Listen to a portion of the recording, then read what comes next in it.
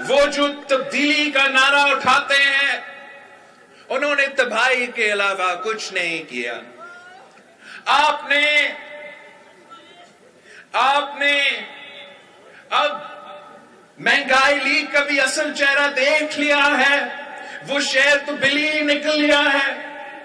अब आपको Pakistan peoples party को मौका देना पड़ेगा।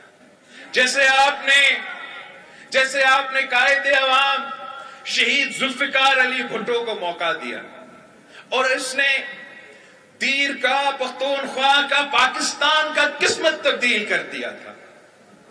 आपने शहीद मोहतरमा बेनजीर भुट्टो के साथ दिया और शहीद मोहतरमा बेनजीर भुट्टो एक नहत्ती लड़की होते हुए दो आमरों से टकराए। सब्सक्राइब करें और बेल दबाएं ताकि कोई खबर रह न जाए।